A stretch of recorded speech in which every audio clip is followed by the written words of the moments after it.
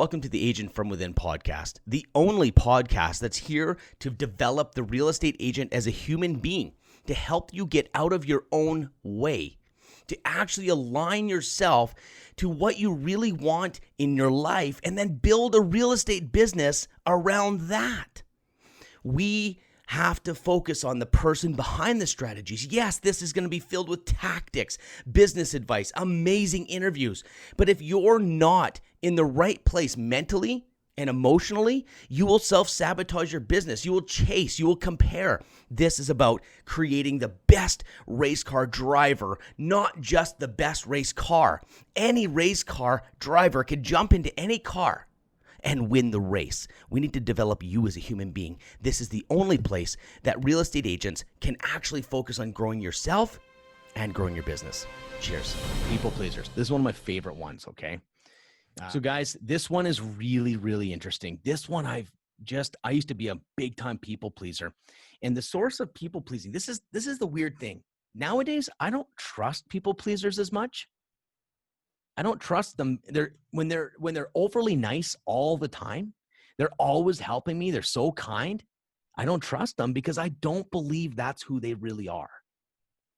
I believe that they're worried about harmony more than relationship. Okay. So these people that are like, I'm speaking as one myself. So these people are motivated and driven by harmony. It's a mix of like pure love, generosity, and a dose of fear. Now, guys, please know that fear equals control. Fear always equals control. So if you meet someone that's super controlling, you know that if you try to get them to not be controlling, it's not going to work. It always is fear. Think about it. If a coffee cup was going to fall on the ground, what is your reaction? Boom. It's fear of it dropping on the ground, and you want to control the situation. So now, how do you control the situation? With kindness. This is the people pleaser's way to control everything because they're scared of what people think. And they've got this inside view that says, if only people knew how crazy I was on the inside or something along those lines. They're trying to create a facade or up an image and you're too cool. But really you're not cool, but you want to make sure everyone thinks you're cool. It's very basic when you really think about it. So whenever someone wrestles with fear, it's 100% they're controlling in some way. So it could be an abusive controlling situation, or it could be someone that's just a comedian. Like a comedian can completely control the room, right? Because then they don't ever have to get faced with any controversy. Now, controversy is a thing that people pleasers they will lie through their teeth to avoid controversy. This is why I don't trust people pleasers. Because when it comes down to it, their integrity is not there. Who they are in private is not who they are in public. So when you meet someone that's super people pleasing, they're just scared. And they also have a very good heart. But the problem is fear is in there. So here's the thing. In personal growth, it's weird because you tie things together that are not obvious, like fear and control. And it's just really interesting. So every time you feel like you're controlling, just so what am I scared of? What am I scared of? Like if you start getting controlling. So people try to always control their environments, by making everyone happy. Comedians are interesting because they're hilarious and they'll never ever have to get to you never have to get through their shell because they're always funny and they're always liked.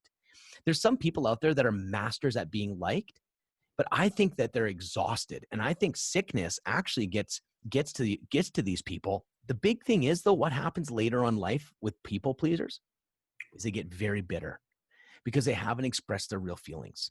What happens is years later, people like, for example, like if you have a mom that just wants to give you everything and they never discipline you because the mom is a people pleaser. I want them to like me. I want my kids to like me. Those kids turn out usually not to respect their mom. And it's a weird side effect because and then the mom becomes bitter going, I did everything for you. And this is what you do to me.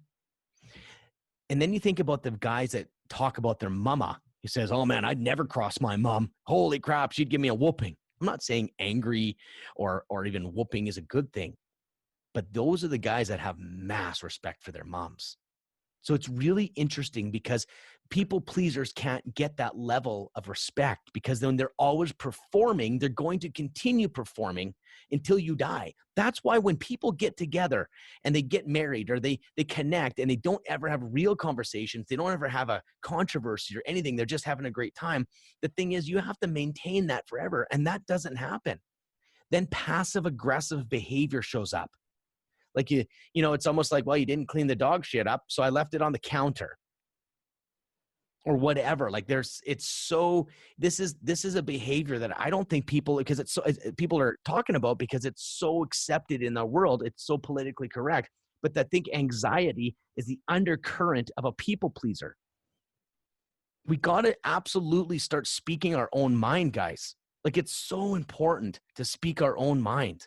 So this is really important, guys. The one thing I started learning was, like, when I would go, some basics, okay? I would go for, let's say, a coffee with someone.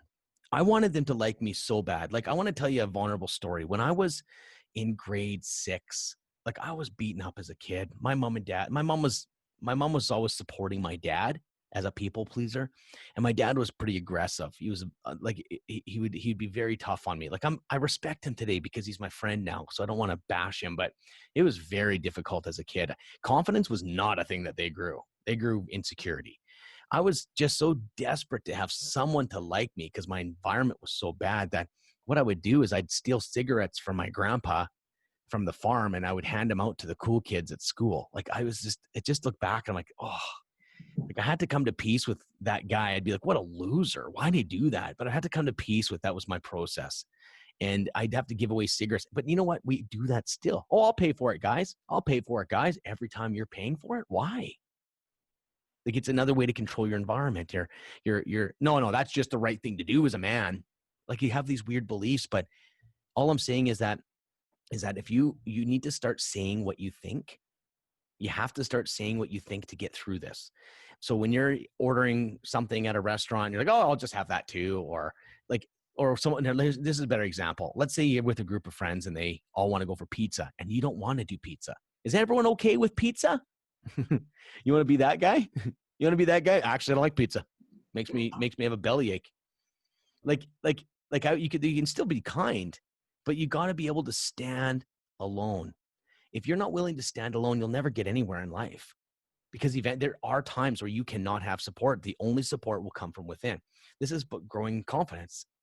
So it's a really interesting topic. Like, I'd love to, someday you'll hear me on stage, on a big stage, talking about people pleasing, because I think it's one of the greatest tragedies we have. And it's so accepted because it's so kind and so nice, but I think it's killing people. It's causing depression, anger, and anxiety because no one's speaking their truth. So I'm going to give you an example. Oh, I got lots of comments I didn't see here. I was so mad at the government taxing me. I began thinking, what's the point of becoming a harder worker when I'm losing so much government? The mindset stalled me in the best year. Okay.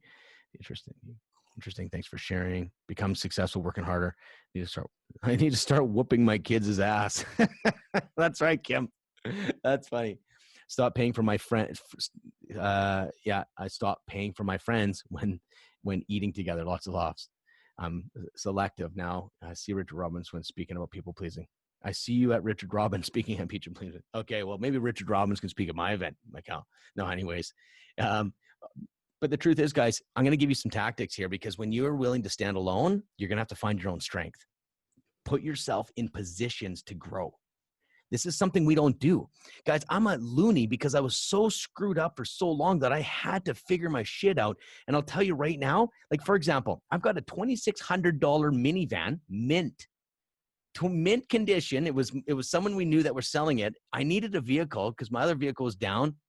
And I'm thinking, am I really going to drive a $2,600 minivan as a top agent, public figure? Like, this doesn't match. And I'm driving this minivan. Some of you guys would have seen my post. What I did was, but it had 60,000 kilometers on it and good tires. I'm thinking, why would I ever buy something and get into debt because of image? And I thought, I hate this so much. I'm going to drive this freaking minivan until I'm okay with it. Guess what, guys? I don't give a shit anymore. I don't give a shit. And I can legitimately say, I drive that minivan. I don't even care. I don't care. You know how cool it is to think that $800 a month payment with insurance and all that, I can put to something else? You know how cool it is that why would I buy a new car that's got like 70,000 K on it, mint? It's just because it looks like a total Twitmobile. But guess what, man? I don't care. And the reason why I'm successful is because I do that. I promise you, put yourself into positions where if you feel scared, sit in it. Sit in that scaredness. Because what are you going to do? Run from it and then someday it's going to change? No, go at it. Another talk I'm going to give someday is called Embrace the Pain. Because embrace that fear. Like here, I'm going to give you guys something a little bit wacky that's really changed my life. And a little off track, but it's kind of in the fear-based. Guys, how many times have we heard fight your fears? Fight your fears, okay? Let's fight your fears. I'm going to get rid of my fears.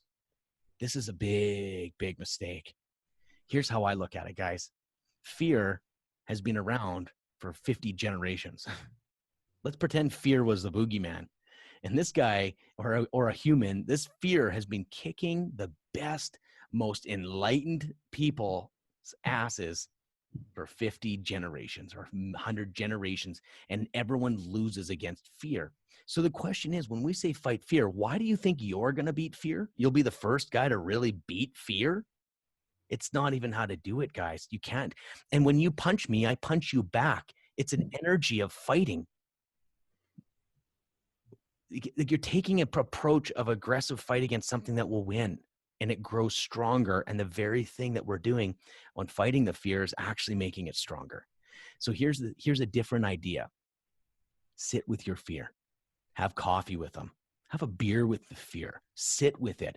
Be scared out of your mind and sit with it until fear does not control you. And what happens is you get to know it, and I can promise every single one of you, fear doesn't go anywhere. I'm going to be hitting the stage. There's about 80 real estate agents in the room coming up next week. For the people there, just know my legs shake. I'm so scared. I am so scared to hit that damn stage. I'm also friggin' jacked at the same time, but I'm so scared because the fear doesn't go away. So once I get to know fear, I go, oh, hi, fear. You're here again, hey? It's like, yep, just hanging out with you right now. I said, cool. I'm still going to go talk on stage. I'm going to still blow the minds of everyone in that room. Okay, sounds good, man. But yeah, the legs are going to shake. Like it's a relationship you have with fear. Please, guys, if this is what you get, this will change your life forever. If you can have a relationship with your fear versus, I got to get rid of this out of my life. No. Same thing goes with any dysfunction. I got to know my insecurity. Sit with it. Get to know it, because it loses power that way. Like it really loses power. I guarantee that. So guys, people pleasers, fears. Now the last thing is this, and I'm giving you guys real tools that you guys can start your own personal growth journey yourself. I would love it if on this topic, anyone send a message to me. This is my heart, because I know this will change everything in your business. I've literally had coaching clients that we dealt with the personal stuff for 3 months, and they literally doubled their business, and we didn't talk tactics, not once. So I just know this is what it's about. Obviously I got great tactics, but to make them work, we got to talk about human.